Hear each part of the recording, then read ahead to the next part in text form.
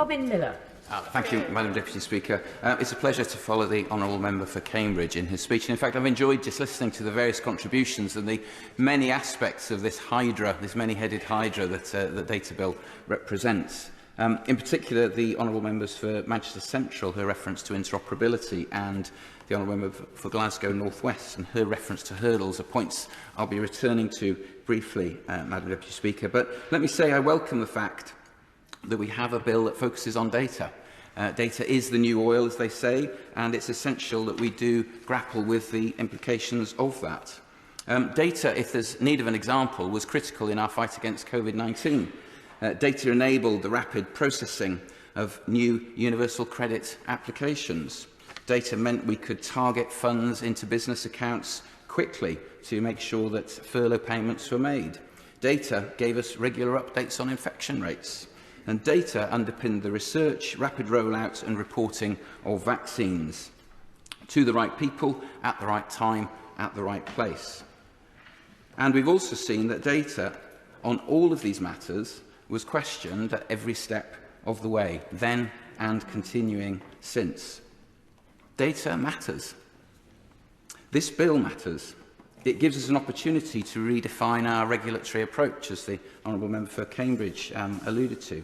It also provides a clearer and more stable framework for appropriate international transfers of personal data. I stress the word appropriate. It is welcome that this bill, in addition, extends data sharing powers, enabling the targeting of government services to support business growth more effectively and to deliver joined-up public services, which will be the thrust of this contribution. But I also welcome this bill's delivery of important changes to our everyday lives, whether it's an increase in financial penalties for those behind nuisance calls, or addressing the number of cookie pop-ups on web browsers that we use every day, or providing a trusted framework for digital verification services. These are important updates in protections of everyday lives lived in part online now. And this is to be welcomed, provided, again, that those necessary safeguards are in place. But the bulk of my time I'd like to give, Madam Deputy Speaker, to focusing on another matter in which I think the bill could go much further. Because this bill recognises that for public services to operate efficiently, safely and with effective scrutiny, data should be collected, presented, processed and shared in a consistent way.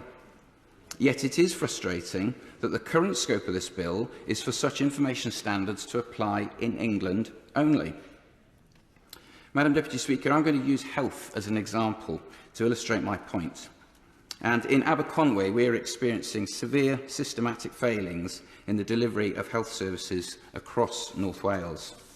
The Health Board has been under special measures for 6 of the last 8 years, and in its latest intervention, the Welsh Government has just sacked the non-executive members of its board.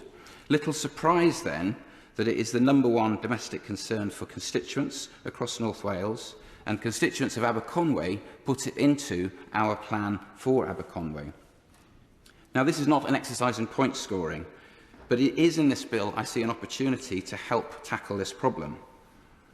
Wales is linked to the rest of the UK, historically and today, on an east-west axis, for family, for business, for leisure and for public services. Our health and social care services in North Wales rely on working with and sharing information with colleagues in England, hospitals in Chester, Stoke and Liverpool. But sharing that data, which relies on the interoperability that the Honourable Member for Manchester Central referred to, often presents an obstacle to care. Now, of course, I recognise that health is a devolved matter which is under the remit of the Welsh Government in Cardiff Bay. But one of the arguments made in favour of Welsh devolution 25 years ago included learning from comparison of different policy approaches across the UK, exposing both underperformance across the UK as well as celebrating successes. But in order to do so, we must have comparable and reliable data. Now, if this sounds familiar, I did make exactly this point in the debate on the Health and Care Bill back in November 2021. At that time, and working with honourable friends across North Wales, we showed how we had overwhelming support from patients. They agreed that data must be shared.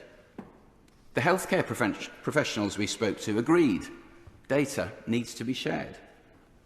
The IT experts that we consulted with agreed that data must be shared and could be shared.